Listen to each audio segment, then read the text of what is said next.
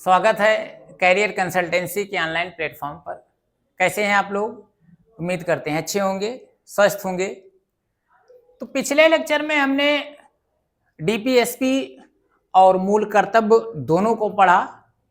आज उसी से जुड़ा हुआ महत्वपूर्ण 20 प्रश्न इस सीरीज में शामिल किया गया है, जो उत्तर प्रदेश लोक सेवा आयोग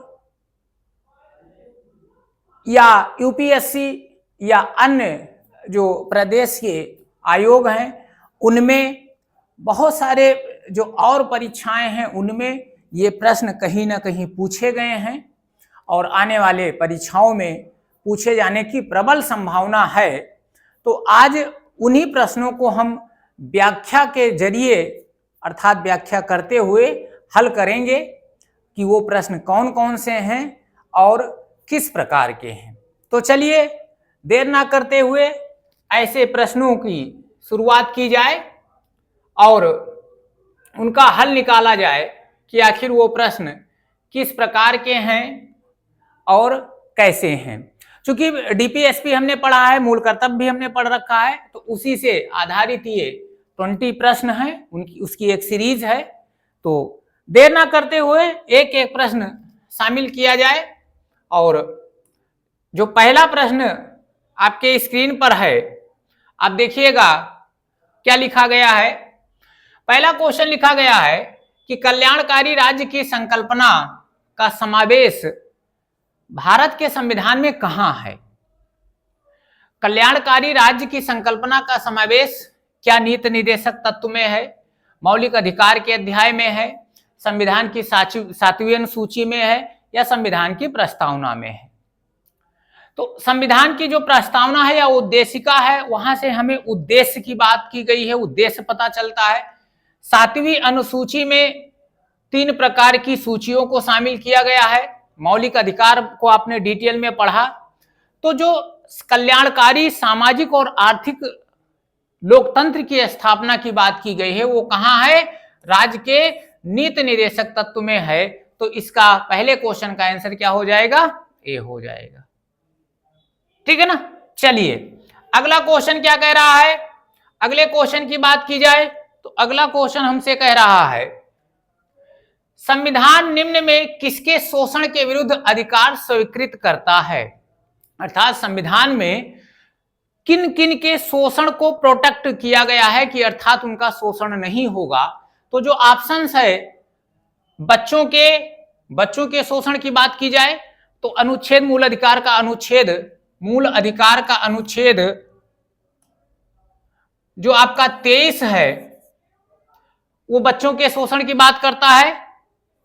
24 की बात करें, 23 और 24 में शोषण का अधिकार है, जिसमें 24 शोषण की बात करता है, स्त्रियों और बच्चों दोनों की बात करता है। 23 में स्त्रियों की है, 24 में बच्चों की है।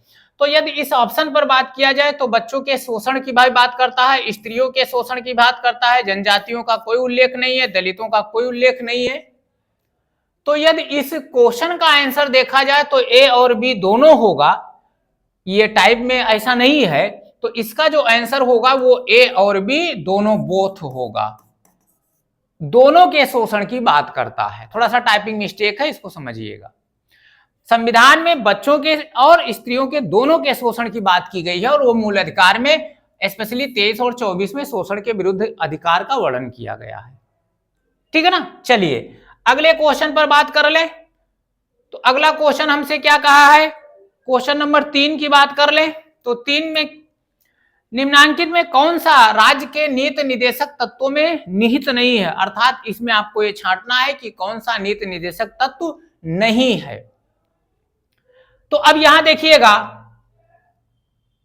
कौन सा है।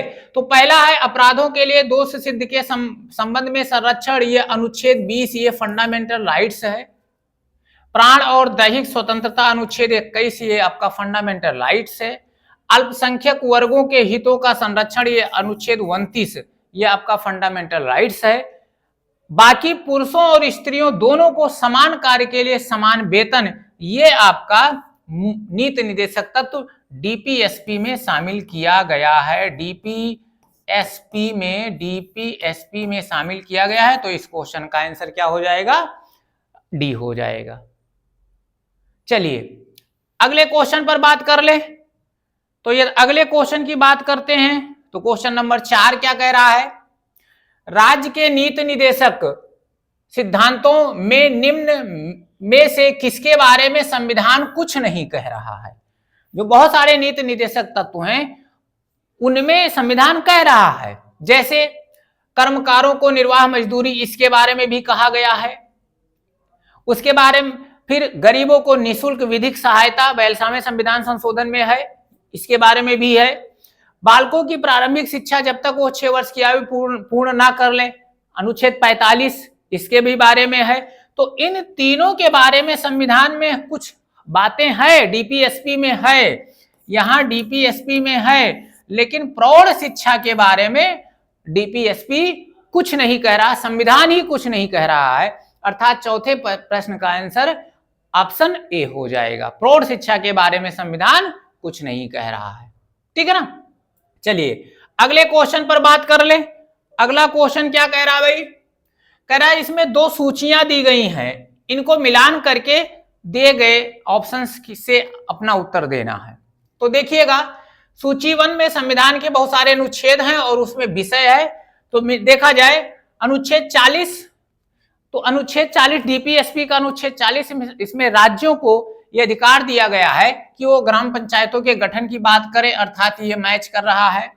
अनुच्छेद 41 ये लोगों को काम करने का अधिकार देता है, अर्थात राज्य उनको न्यूनतम कार्य उपलब्ध करावे, ये भी सही है, ये भी मैच है, बी का 2 है।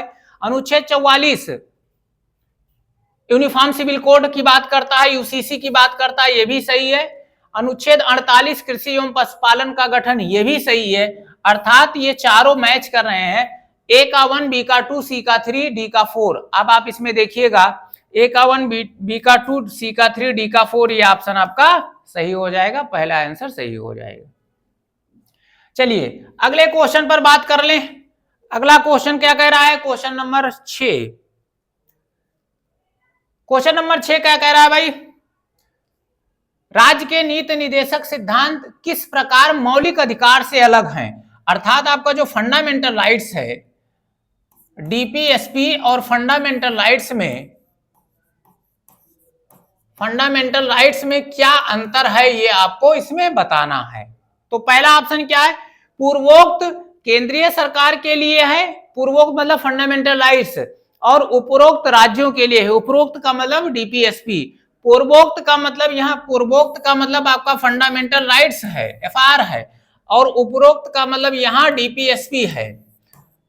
तो कह रहा पूर्वोक्त मतलब फंडामेंटल राइट्स केंद्र सरकार के लिए और डीपीएसपी राज्यों के लिए ऐसा नहीं है, अधिकारों से भिन्न है। क्या कह रहा है? कौन सा मौलिक अधिकार से भिन्न है? तो ये आपका ऑप्शन नहीं हो सकता है। पूर्वोक्त संविधान का हिस्सा है, मतलब क्या फंडामेंटल राइट संविधान का हिस्सा है जबकि डीपीएसपी नहीं है? ऐसा नहीं है, ये भी गलत है। निर्देश जो आपका निदेशक सिद्धांत है, निर्देश प्रवर्तनीय नहीं है जबकि अधिकार प्रवर्तनीय है। हाँ, ये आपका ऑप्शन सही हो जाएगा। इस तरीके से फंडामेंटल जो आपका राइट्स है और डीपीएसपी है, दोनों अलग अलग हैं। फंडामेंटल राइट्स न्यायालय द्वारा लागू कराया जा सकता है, जबकि जो निर्देश है वो प्रवर्तनीय नहीं है, न्यायालय लागू नहीं करा सकता। तो इस 6 नंबर क्वेश्चन का आंसर क्या हो जाएगा? सी ऑप्शन हो जाएगा, ठीक है ना। चलिए अगले क्वेश्चन पर बात कर लिया जाए। क्वेश्चन नंबर 7 पर बात किया जाए। क्वेश्चन नंबर 7 क्या कह रहा है भाई? राज्य के नीति निदेशक सिद्धांतों को संविधान में शामिल करने का क्या उद्देश्य है? इंपॉर्टेंट क्वेश्चन है। तो क्या राजनैतिक प्रजातंत्र को स्थापित करना है? ध्यान रखना, राजनैतिक प्रजातंत्र को स्थापित करने का काम एफआर का है, फंडामेंटल राइट्स का है। एफआर इस काम को करता है। सामाजिक प्रजातंत्र को स्थापित करना, हाँ है, लेकिन केवल सामाजिक ही नहीं है, गांधीवादी ये है नहीं। अब आइए, सामाजिक और आर्थिक प्रजातंत्र को स्थापित करना, ये डीपीएसपी का उद्देश्य है। तो ये ऑप्शन सही हो जाएगा, मैंने आपको बताया था। राज्य के नीति निदेशक सिद्धांत का जो उद्देश्य है वो है सामाजिक और आर्थिक लोकतंत्र की स्थापना। ये वेरी इंपॉर्टेंट क्वेश्चन आपका बनेगा किसी भी एग्जाम के लिए। चलिए अगले क्वेश्चन पर बात किया जाए। क्वेश्चन नंबर 8 क्या कह रहा है भाई? राज्य के नीति निर्देशक सिद्धांतों के अनुच्छेदों में कौन सा अंतरराष्ट्रीय शांति और सुरक्षा के संवर्धन से संबंधित है? ये हमने आपको बताया था, अनुच्छेद 51। अनुच्छेद 51 ये शांति और अंतरराष्ट्रीय शांति और सुरक्षा से संबंधित है। इसमें 48 वन एवं वन्य जीव के संरक्षण, पर्यावरण की संरक्षण की बात करता है। 43 का समान वेतन की बात करता है। अनुच्छेद 41 न्यूनतम कार्य की बात करता है। तो इस क्वेश्चन का आंसर क्या हो जाएगा? अनुच्छेद 51 हो जाएगा। देखो इसमें जो 20 क्वेश्चन शामिल किए गए हैं वो बहुत ही इंपॉर्टेंट क्वेश्चन है, जो किसी ना किसी एग्जाम में आए हुए हैं और आने वाले एग्जाम में पूरे पूछे जाने की संभावना है। ठीक है ना? तो इस बात को ध्यान रखते हुए इसको आप पढ़िएगा। चलिए अगले क्वेश्चन की बात कर ले। क्वेश्चन नंबर 9 क्या कह रहा है भाई? तो क्वेश्चन नंबर 9 क्या कह रहा है? भारत के कल्याणकारी राज्य होने का विचार कहां पाया जाता है? तो कल्याणकारी कहा गया है, तो कल्याणकारी राज्य नीति निर्देशक तत्व में तो है ही है।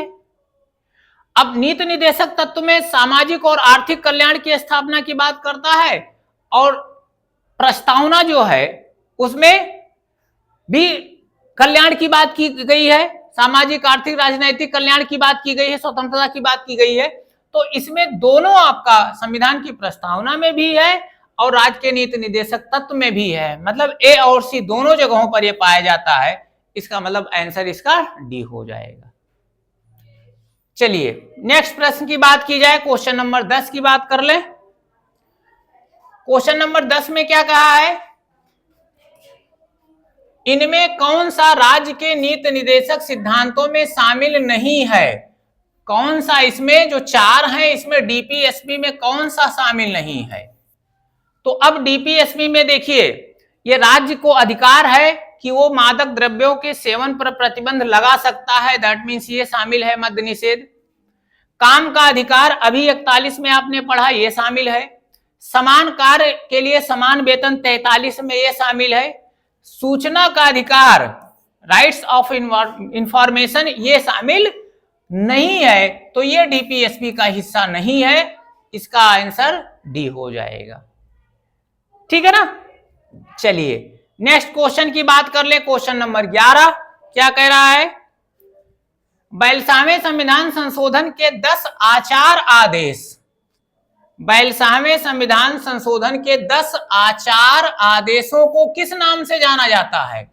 तो आपको पता है, हमने पढ़ा था कि 10 आचार आदेश जो आपके मूल कर्तव्य के नाम से जाने जाते हैं, मूल कर्तव्य के नाम से जाने जाते हैं, जिसको 42वें संविधान संशोधन द्वारा, 42वें संविधान संशोधन 1976 द्वारा 51A में शामिल किया गया था। तो ये 10 आचार आदेश हैं, उसको किस नाम से जाना जाता है? मौलिक कर्तव्य के नाम से जाना जाता है। 20 का आंसर सही हो जाएगा। चलिए अगले क्वेश्चन की बात कर ले। क्वेश्चन नंबर 12 की बात कर ले। क्वेश्चन नंबर 12 क्या कह रहा है भाई? भारत के प्रत्येक नागरिक का कर्तव्य होगा कि प्राकृतिक पर्यावरण का संरक्षण और सुधार करना शामिल है। भारत के प्रत्येक नागरिक के कर्तव्य में पर्यावरण का संरक्षण और सुधार शामिल है। ये कहां बताया गया है? ये 48A में बताया गया है। 21 आपका ये फंडामेंटल राइट्स एफआर है। 51 अंतरराष्ट्रीय शांति से जुड़ा है, अंतरराष्ट्रीय शांति से जुड़ा है। अनुच्छेद 56 आपका संघीय कार्यपालिका के बारे में बात करता है, राष्ट्रपति वगैरह के बारे में बात करता है। तो इस क्वेश्चन का आंसर क्या हो जाएगा? बी हो जाएगा। ठीक है ना? चलिए अगले क्वेश्चन पर बात कर ले। क्वेश्चन नंबर 13 की बात किया जाए तो 13 में क्या कहा है देखिएगा? मौलिक कर्तव्यों से संबंधित निम्नलिखित में से कौन सा कथन सही नहीं है? अर्थात जो मौलिक कर्तव्य है उसके संदर्भ में जो बातें बताई गई हैं उसमें कौन सा सही नहीं है, देखिएगा। सही नहीं है, पहला ऑप्शन क्या है, उन्हें परमादेश द्वारा प्रभावी बनाया जा सकता है, नहीं बनाया जा सकता है। परमादेश द्वारा एफआर को प्रभावी बनाया जा सकता है, फंडामेंटल राइट्स को प्रभावी बनाया जा सकता है, ना कि मूल कर्तव्य को। अगला क्या है, उन्हें संवैधानिक प्रक्रिया द्वारा ही आगे बढ़ाया जा सकता है, हाँ ये सही है।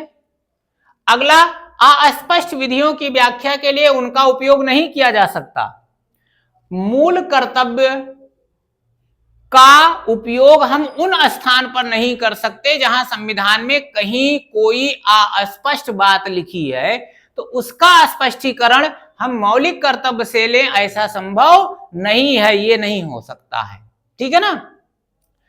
इसका मतलब ये भी सही है, किसी विशिष्ट कर्तव्य का पालन करना संवैधानिक कानून के क्षेत्र में आता है जिन्हें न्यायालय निश्चित करता है, ये भी सही है। तो कौन सा सही नहीं है, उन्हें परमादेश द्वारा प्रभावी नहीं बनाया जा सकता या प्रभावी बनाया जा सकता है, ये सही नहीं है, ये गलत है, यही हमारा आंसर हो जाएगा, ठीक है ना। चलिए अगले क्वेश्चन पर बात कर ले, क्वेश्चन नंबर 14 की बात कर ले। क्या कह रहा है, निम्नलिखित युग्मों में कौन सा एक सुमेलित नहीं है। संविधान का भाग है, संविधान का विषय है। भाग 2 में नागरिकता है, हाँ ये सुमेलित है। भाग 3 आपका एफआर से संबंधित है, फंडामेंटल राइट से है, ये भी सुमेलित है। भाग 4 डीपीएसपी से जुड़ा है, ये भी सुमेलित है। भाग 5 क्या मूल कर्तव्य से जुड़ा है, नहीं, ये मूल कर्तव्य से जुड़ा नहीं है। भाग 5 संघीय कार्यपालिका से जुड़ा है, संघीय कार्यपालिका से जुड़ा है, ये आपका, तो ये आपका गलत है, दैट मीन्स ये आंसर हो जाएगा, डी ऑप्शन सही हो जाएगा। चलिए अगले क्वेश्चन की बात कर ले, क्वेश्चन नंबर 15 की बात कर ले। 15 में क्या कहा गया है, निम्नांकित में कौन एक गलत है, कौन एक गलत है। पहला ऑप्शन है मूल कर्तव्य मौलिक अधिकारों का हिस्सा है, नहीं है, ये नहीं है। क्या ये सही है, ये गलत है। मूल कर्तव्य मौलिक अधिकारों का हिस्सा है, ये गलत है।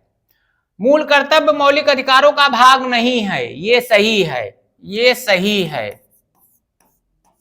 भारतीय संविधान के भाग 4 का में मौलिक अधिकार या मौलिक कर्तव्य गिनाए गए हैं, ये सही है। अनुच्छेद 51A प्रत्येक भारतीय नागरिक के 11 मूल कर्तव्यों की व्याख्या करता है, ये सही है। अब आपसे क्या कहा गया है, कौन सा एक सही नहीं है, गलत है, तो कौन सा गलत है, सही नहीं है, ऑप्शन ए सही नहीं है, यही आपका आंसर हो जाएगा। यही तो पूछा है, गलत है अर्थात सही नहीं है, तो ए सही नहीं। चलिए अगला क्वेश्चन लिया जाए, क्वेश्चन नंबर 16 की बात कर ली जाए। 16 क्या कह रहा है भाई, निम्न में से किस एक कमेटी या आयोग ने संविधान में मूल कर्तव्य को शामिल करने का सिफारिश किया, शामिल करने की संस्तुति दी। तो इमरजेंसी के दौरान हमने आपको बताया था कि 1975-76 के दौरान कांग्रेस की सरकार थी और उन्होंने, कांग्रेस की सरकार ने सरदार स्वर्ण सिंह समिति की अनुशंसा पर ही मूल कर्तव्य को भारतीय संविधान में 42वें संविधान संशोधन के द्वारा शामिल किया गया था। तो किस समिति के आयोग की अनुशंसा पर, देखिए इसमें सरदार स्वर्ण सिंह समिति की अनुशंसा पर, ठीक है ना। अशोक मेहता पंचायती राज से जुड़े हैं, तो इस क्वेश्चन का आंसर क्या हो जाएगा, बी हो जाएगा। चलिए अगले क्वेश्चन की बात कर ले, क्वेश्चन नंबर 17 की बात कर ले। क्वेश्चन नंबर 17 क्या कह रहा है, भारतीय संविधान द्वारा प्रदत्त नागरिकों के मूल कर्तव्यों में निम्नलिखित में से क्या है, अर्थात कौन सा कर्तव्य इसमें नागरिकों के लिए है। तो पहला कह रहा है मिश्रित संस्कृति की समृद्ध विरासत की रक्षा करना, हाँ ये है। सामाजिक अन्याय से कमजोर वर्गों की रक्षा करना, ये कहीं नहीं लिखा हुआ है, वैज्ञानिक मनोदशा और खोज की भावना का विकास करना ये मूल कर्तव्य में शामिल है। व्यक्तिगत और सामूहिक कार्यकलापों के सभी क्षेत्रों में उत्कृष्टता के लिए प्रयत्न करना ये भी शामिल है। तो ये पहला, तीसरा और चौथा ये मूल कर्तव्य में शामिल है। पहला, तीसरा और चौथा, पहला, तीसरा और चौथा, ऑप्शन सी आपका आंसर हो जाएगा।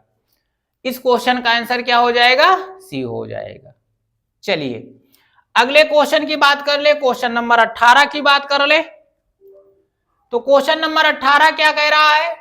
निम्नलिखित कथनों पर विचार कीजिए और बताइए क्या संवैधानिक सरकार वह है, जो संवैधानिक सरकार है, लोकतांत्रिक सरकार है, वो कैसी होती है?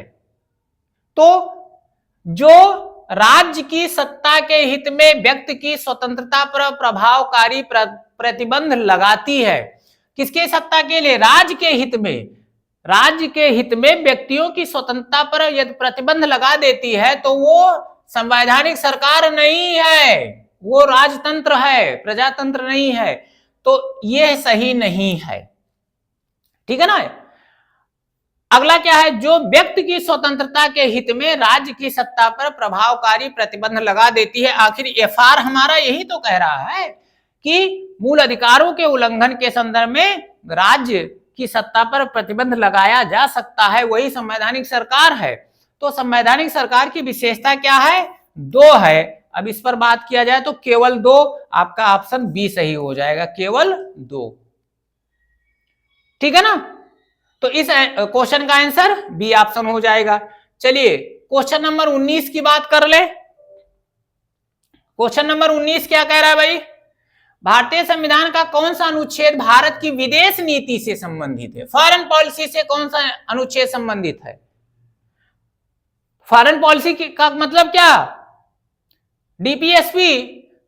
तो डीपीएसपी कौन सा अनुच्छेद सम्मिलित है? अनुच्छेद 51, अनुच्छेद 51 संबंधित है। बाकी 60 कार्यपालिका से है, 312 राज्यों के विशेष पावर से दिया हुआ है। तो विदेश नीति से संबंधित ध्यान रखिएगा। अब विदेश नीति डायरेक्ट मौलिक कर्तव्य डीपीएसपी में कहीं नहीं है। वहां कह रहा अंतरराष्ट्रीय शांति और सुरक्षा के संवर्धन की बात की गई है, लेकिन यहाँ विदेश नीति की बात की गई है। तो विदेश नीति का संबंध आर्टिकल 51 से है, ये ध्यान रखिएगा। तो इस क्वेश्चन का आंसर डी सही हो जाएगा। चलिए 20वां क्वेश्चन और ये लास्ट क्वेश्चन इस सीरीज का, 20 नंबर क्वेश्चन, लास्ट क्वेश्चन इस सीरीज का। देखिए क्या कह रहा है भाई? भारतीय संविधान में राज्य के नीति निर्देशक सिद्धांतों का विचार कहां से लिया गया है? बड़ा सस्ता क्वेश्चन और छोटे एग्जाम के लिए इंपॉर्टेंट क्वेश्चन, बड़े एग्जाम के लिए भी हो सकता है, मैच कराने वाले क्वेश्चन में हो सकता है। तो भारतीय संविधान में राज्य के नीति निर्देशक तत्व अर्थात डीपीएसपी कहां से लिया गया है? डीपीएसपी कहां से लिया गया है? तो उसका क्या हो जाएगा बताइए? कनाडा के से क्या लिया गया है? संघ राज्य संबंध। कनाडा से क्या है? संघ राज्य संबंध है, संघ राज्य संबंध। आयरलैंड से क्या है? डीपीएसपी। राज्य के नीति निर्देशक तत्व कहां से लिया गया है? आयरलैंड से। दक्षिण अफ्रीका से क्या है? संविधान संशोधन की प्रक्रिया, संविधान संशोधन। ऑस्ट्रेलिया से क्या लिया गया है? प्रस्तावना की भाषा, प्रस्तावना की भाषा। तो कहां से लिया गया है विचार? आयरलैंड के संविधान से लिया गया है। अब आपको कमेंट में ये बताइए कि आयरलैंड के संविधान से भारतीय संविधान में और क्या चीजें शामिल की गई हैं। डीपीएसपी तो आयरलैंड से लिया गया है। अब आप कमेंट करके ये बताइए कि आयरलैंड के संविधान से भारतीय संविधान में वो और कौन सी चीजें शामिल की गई हैं। ये आपके लिए एक होमवर्क होगा, कमेंट में जरूर करके ये बताइएगा।